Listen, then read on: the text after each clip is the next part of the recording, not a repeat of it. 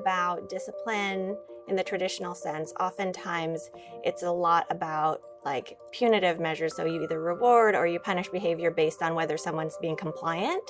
And really what we're trying to do is create students who can have the critical thinking skills to make those decisions for themselves.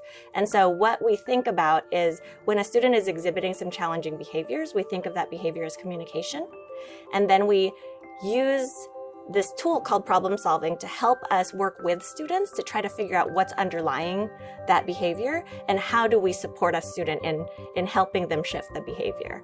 And so it involves a process where we actually really come at it from a space of curiosity as an adult who's working with a child about this behavior or something that's going on for them.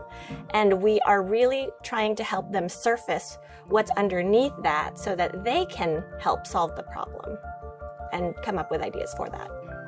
So I came from a traditional training of like how to become a teacher that used extrinsic motivators with point systems and things like that. That was the way that you help students do the right thing.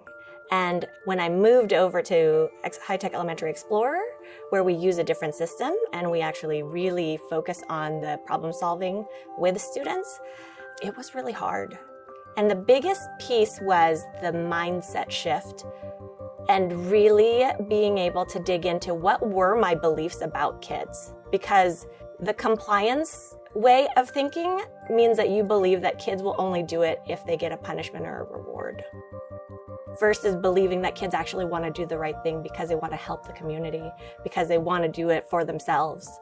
And that shift is radical in the sense of communicating that belief to students makes them be agents of change. And so not only do you create the container that helps the students learn how to think about different aspects of a problem and also practice empathy, you also create a container for them to think about what could I be doing differently to help solve this problem?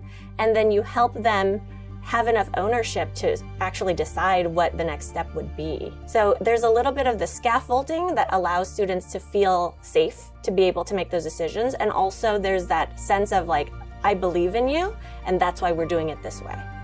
When we think about the purpose of school, it's to try to create the humans that we want in our future societies. And we want humans who have these skills in being able to have empathy for others. We want humans who know how to problem solve and to come to mutually agreeable solutions with other people.